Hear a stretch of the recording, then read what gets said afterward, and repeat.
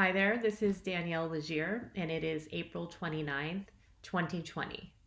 Well, they can never accuse us of not living in interesting times. That much is definitely true. And, here's what we're facing right now in terms of the residential real estate market.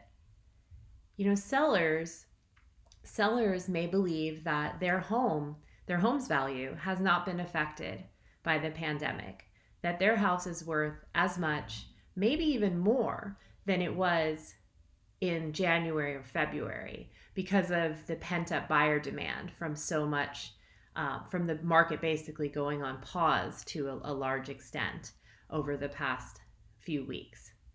Whereas buyers are facing what they believe to be a very uncertain future.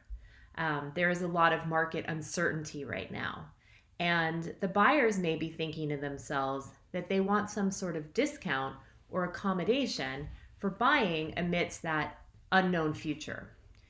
For example, I have a client named Erin, and Erin is in a very good position with her job. Her job has not been affected by the pandemic, and the family is financially stable. And they have been shopping for a second home. And they were thinking about what to do now. Now they're still shopping for a second home. However, they're starting to think, well, do I pull back a little bit on this? Because what happens if things get a lot worse? And what if we are affected? But also, do we pull back and act a little more conservative right now?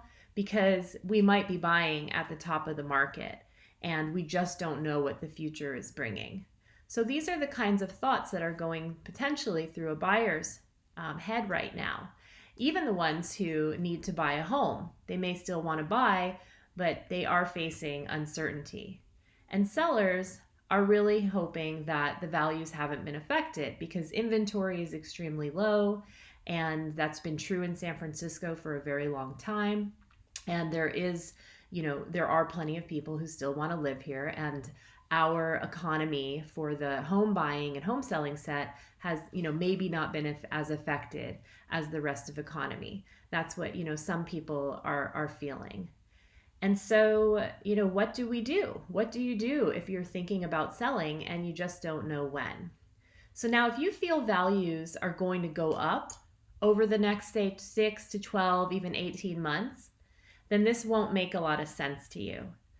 But if you're concerned about a protracted recovery, if you're concerned about the future over the next 6, 12, 18 months, even a couple years, then it might.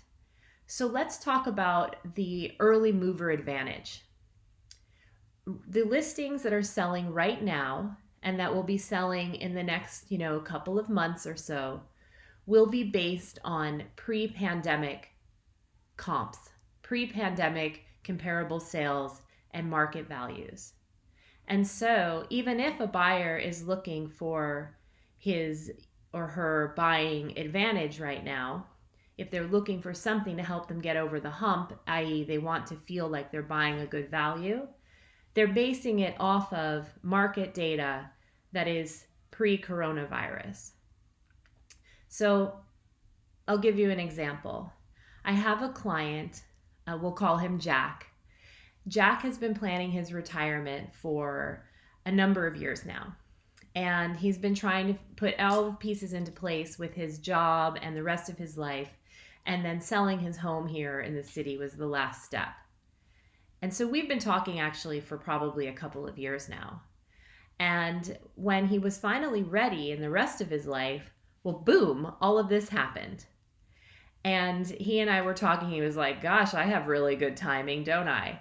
And, kind of had a little chuckle about it, but not really a chuckle because the stakes are very high when you're planning for your retirement or when you're selling a home at all. I get that. There's a lot of money on the line here, and it's money that's going to be very consequential to your own family. So what Jack decided was, listen, I'm ready to retire. I have all my ducks in a row, and I don't feel comfortable predicting the future that things are going to be better if I prolong this and wait another few months or even wait another year or so. I would rather do the best that I can possibly do right now and be able to buy at the same time as well. Because remember, if you're buying and selling in the same market, or even if you're selling here and buying in a less competitive market, you may end up actually doing better. But for Jack, that's kind of where his thoughts were. Is he wanted to do the best he could do now because he wanted to have his home be sold based on current market values, because in his mind it was way too much of a risk to think that the values would be higher. Even if they stayed the same, it just still didn't make sense for him. But if they were, he didn't think that they were going to be higher.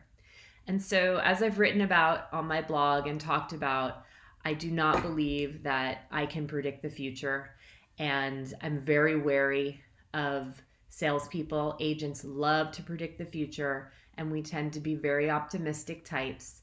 And, when someone is very convinced that they know what's going to happen, it would be uh, not a crazy thing to think about what is their vested interest in predicting that future for you.